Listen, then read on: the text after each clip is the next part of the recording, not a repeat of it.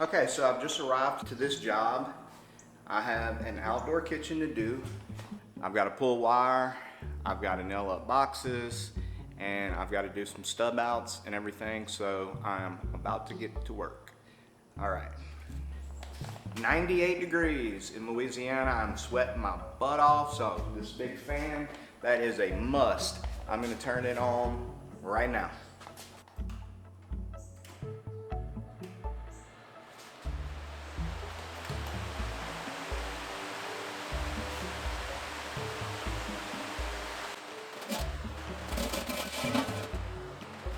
On a rough end, there is an order to things. What I like to do is go and mark the house out, put my switches and my receptacles where they're gonna be. I usually use a Sharpie marker, marking it out on the raw 2x4s. Usually I'll get right to work and start drilling the house out. The only reason I would drill the house out before I start nailing up boxes, because I don't want to hit anything and I don't want anything in my way. So I would mark the house out with a Sharpie marker, drill the house out, and then go install all the switch boxes, receptacle boxes, all the hardware that needs to be in place before you start pulling wire. And that would be the next step. After you got all your boxes and everything nailed up, holes drilled, you can start to pull wire. What I like to do is tackle the home runs, the circuits first. This is an outdoor kitchen. It's kind of like a hangout place. It's got a bathroom. It's gonna have like a living room area with a bar, an oven, sink, the works. Let me get started. I just marked out the place. I drilled it. Now I'm about to nail up these boxes. Unless a set of prints has some kind of specific measurement, I'm usually putting switches at 56 inches, outlets on the ground at 18 inches to the top of the box, and I am talking about the top of the box. That's how I do my measurements. 48 inches on countertops, sometimes it's 42 inches, it just depends on if there is a 33 or 36 inch countertop. Every house is different, every building is different. You gotta go by how it's being built. To make it easier, after you mark a room out or a house out, what I like to do is go throw the box that you need. Actually just throw it out on the ground where it's easy to grab and go ahead and nail up. So I'm gonna go ahead and do that where I'm not grabbing each individual box. Fun stuff, huh?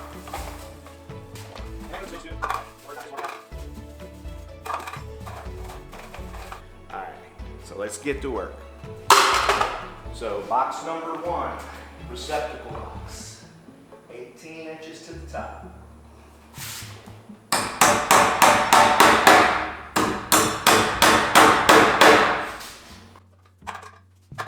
So I'm gonna go ahead and nail these boxes up, and then I'll start this video back up and show you my progress and show you the next steps.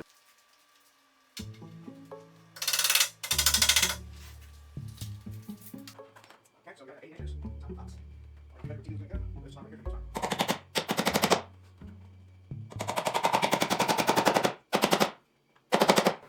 Here I'm in a bathroom, and we just have two 2x4s here. We know we have a switch here because I've got it marked with a Sharpie marker.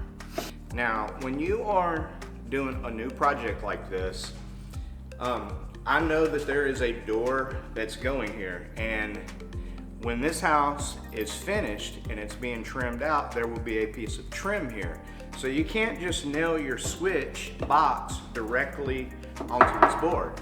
You need to take a couple of 2x4s and block it over. What I'm gonna do is put about 2 blocks to make sure I miss that trim.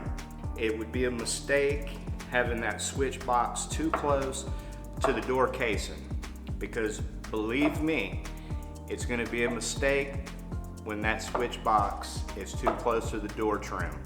Make sure you block it over where you can miss that door trim. All right, so that's important.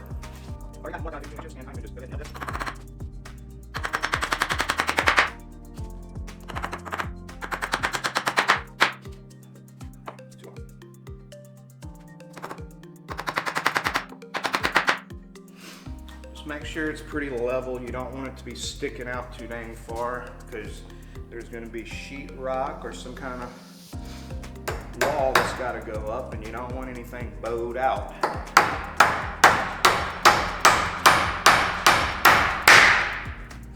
Alright, so this particular builder is going to have tongue and groove wood. It's going to look really good when it's done.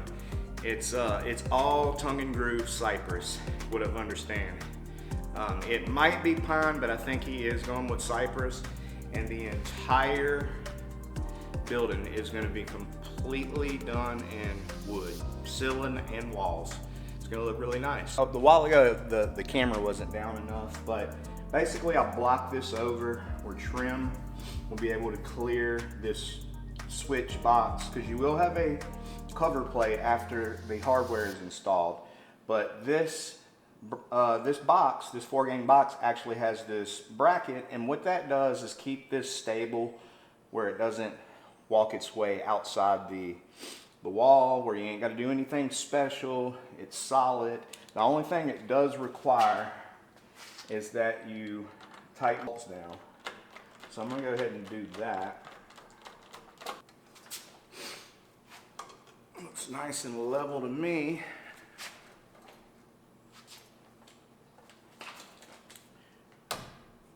I like to know, and I'm going to put a little nail in there just to make sure it stays. Cut. What I'm putting up next is the rough-in can of the vent light. Homeowner or contractors buy them in a full kit like this. What I do is I go ahead and take the rough-in part out, install it, wire it, put all the trim out stuff and everything you're gonna need on the trim out back in the box, and put it somewhere safe, so when you come back to trim out the job, nothing's lost and everything is in the box. Just stick this in a safe spot, like in the attic, or let the homeowner know directly and let them put it somewhere. But remember to do that, and when you put the trim and all the hardware back in this box, it keeps it clean and dust free.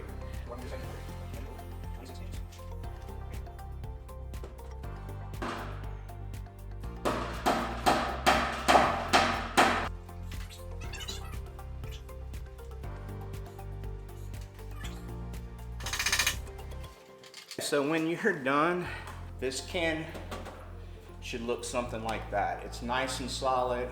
You want to have your vent to be vented out this way, and that's it.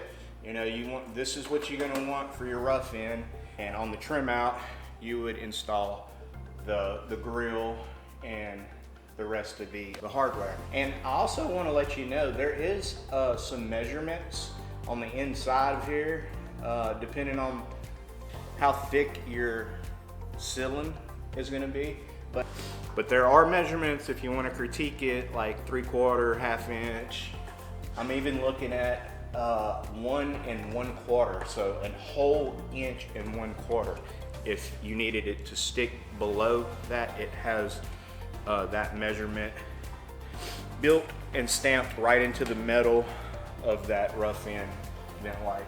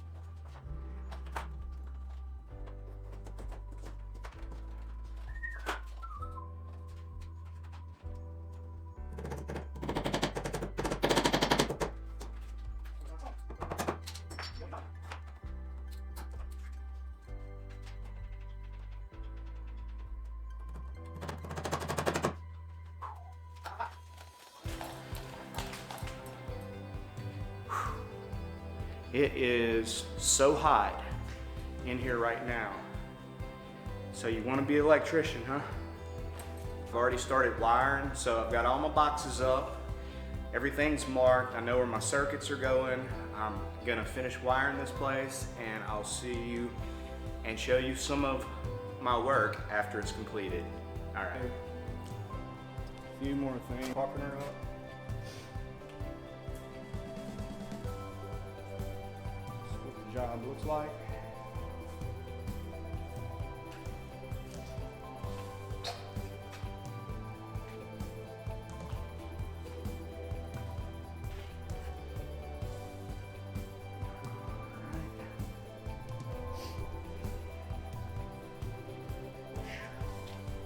Existing can lights is going to be here.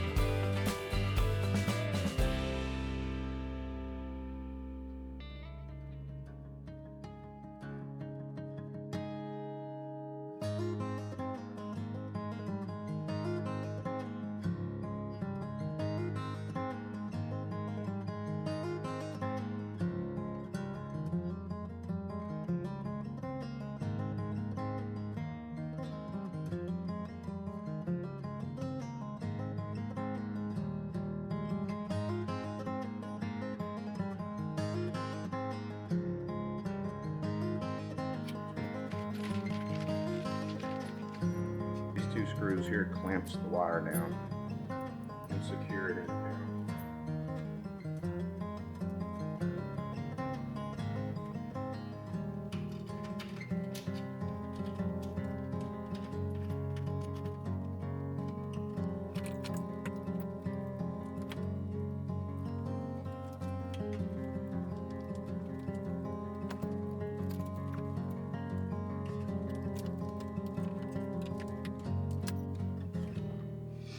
Alright, so what I'm going to do here is tighten all these Romex connectors down first.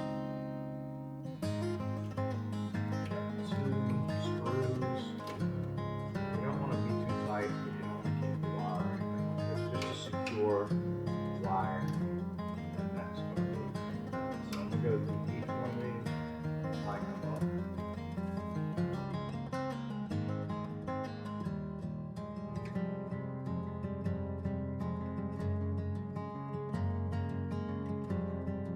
I'm gonna go get me a fresh knife blade, and then I'm gonna start stripping this Romex back.